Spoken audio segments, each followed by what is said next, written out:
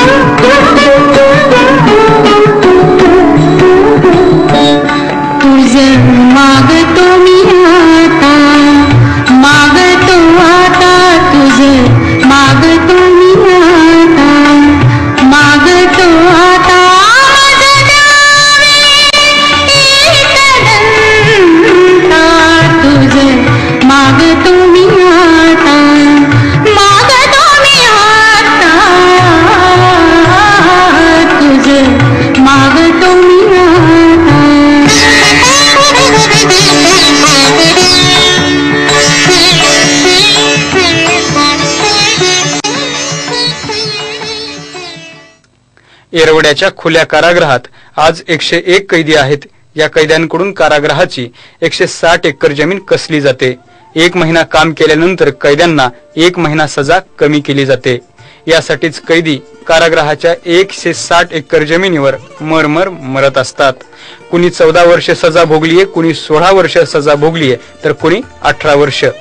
13 वर्षाखाली सजा भोगणारा तिथं कुणीच नाही. आणि गेली 6 वर्षापासून एक खुले कारागृहात जो गणपती उत्सव साजरा केला जातो त्यामध्ये सहभाग आहे माझा. या ठिकाणी अनेक बंदी आहेत. ते कुठल्या जातीचे, धर्माचे असा विचार न करता सर्व धर्माचे, सर्व जातीचे बंदी या ठिकाणी उत्साहानं भाग घेऊन कार्यक्रम हा आपल्या आपल्या परीनं साजरा करतात.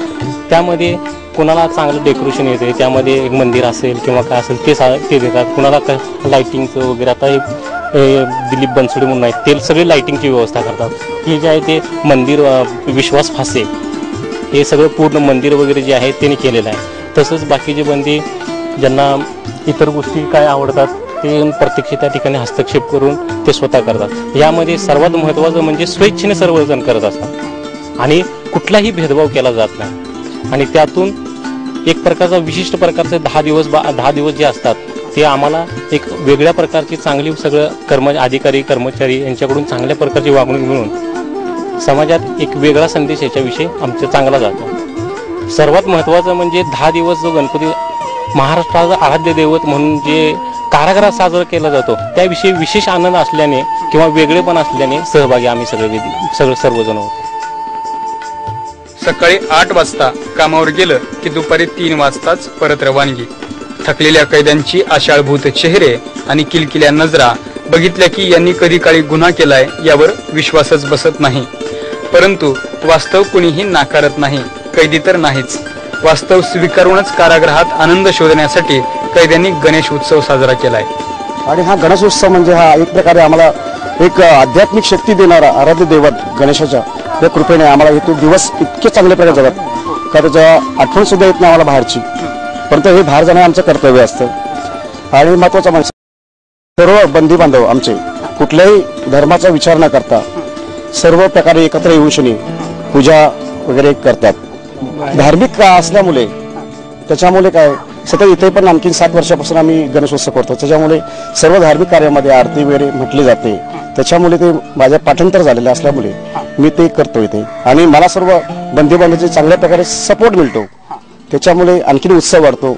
आणि आम्ही हे 10-12 दिवस आमचे कुठे निघून जातात त्याची आम्हाला कल्पना सुद्धा करता येत नाही. या गणेश उत्सवाला कारागृहात 40 वर्षाची परंपरा आहे.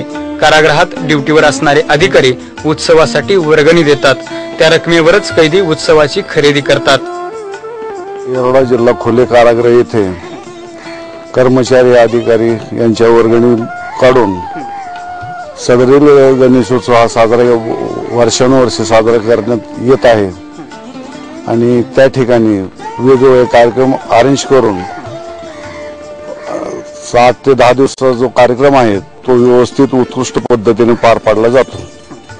जेव्हा इथं जे डेकोरेशन आहे, जे सभा मंडप आहे, जी कामं असतात ती सर्व स्वइच्छेने बंदी आपापले कलागुण दाखवून त्या ठिकाणी जास्तीत जास्त देखावा कसा चांगला करण्यात येईल याचा प्रयत्न करून ते त्यांचे डोकं लावून ते देखावा तयार करतात. त्यांना जे काय लागेल ते सर्व परिणामी मदत केली जाते. सकाळी 7 वाजता आणि संध्याकाळी 8 वाजता गणेशाची आरती होते. आरतीला दररोज एक अधिकारी उपस्थित असतो. स्थापनेला आणि विसर्जनाला तुरुंग अधीक्षक येतात. कारागृहात येण्याआधीच शिकलेल्या आरत्या कैदी म्हणतात. आरतीचा कार्यक्रमही चांगला अर्धा तास रंगतो. भावना म्हणजे हा 10 दिवस कसे आम्हाला निघून जातात गणपती आल्यामुळे हे आम्हाला समजत देखील होतात ना. नवरात्र एक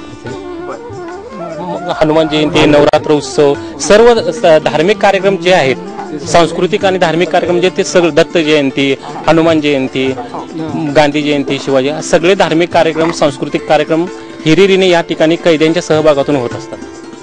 कारागृहातच असलेल्या विहिरीत बाप्पाचं विसर्जन होतं आणि कारागृहातील कुंपणा आडचा स्वातंत्र्य किरण लुप्त होतो.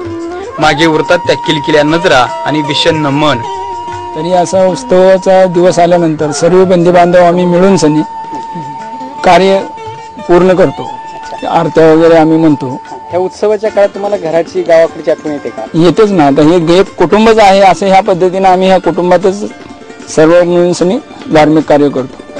तर इथं जे काही उत्सव सगळे साजरे होतात ते असे होतात की तुरुंग आणि बाहेर त्यात भेदभाव राहत नाही अशा पद्धतीनं इथं उत्सव साजरे होतात. त्या पद्धतीने तर सगळे उत्सव साजरे केले जातात. कारागृहाचं ऊन रणरणायला लागतं. कैद्यांच्या मनात गावाकडच्या आठवणी पिंगा घालायला लागतात. अस्वस्थता वाढते. पुन्हा खांद्यावर टिकाव फावडं आणि समोर वाढून ठेवलेली कारागृहाची 160 एकर जमीन. कैदी दिवस मोजायला लागतात, सुटकेचे आणि पुन्हा येणाऱ्या गणेश उत्सवाचे सुद्धा. जन्माला येणारा प्रत्येक माणूस हा एक प्रतिभा घेऊन जन्माला येत असतो. परंतु आयुष्यामध्ये कुठेतरी नकळत चुका घडतात आणि त्या माणसाला आयुष्यभर कैद सहन करावी लागते. परंतु प्रतिभेच्या आड कुठली कैद आणि कुठल्या अडचणी सुद्धा येत नाहीत.